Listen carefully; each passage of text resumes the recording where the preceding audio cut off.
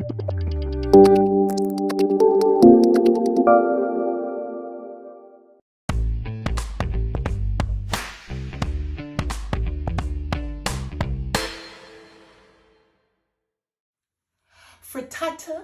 or quiche, to me, they're cousins. The only difference is the frittata you cook on top of the oven, the quiche you bake inside the oven. The frittata, it gets whirled for the last minute or so in the oven so the cheese can become nice and bubbly on the top.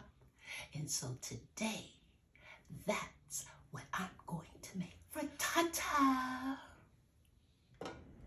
I like to start off with a little butter. For flavor, even less olive oil, some minced garlic, sliced onions. I even put a little bit of green onions in there. You'd be surprised what you could find in your refrigerator the day before grocery shopping day.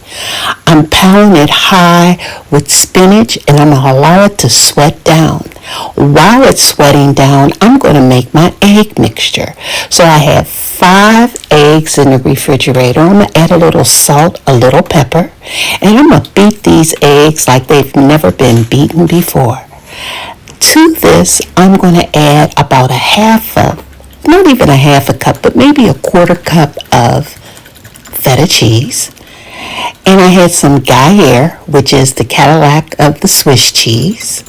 And now, as you can see, all that spinach just wilted down like so. I had some cooked mushrooms already in the refrigerator, so I'm distributing it very well in the pan, and I'm going to pour my egg mixture over my vegetables. So you're going to make sure that your egg is completely covers the pan. And we're going to allow this egg to cook for probably about 5 minutes or so. While it's cooking, you're going to take your spatula and just go around the edges just to make sure it's not sticking. And to make sure it's getting cooked.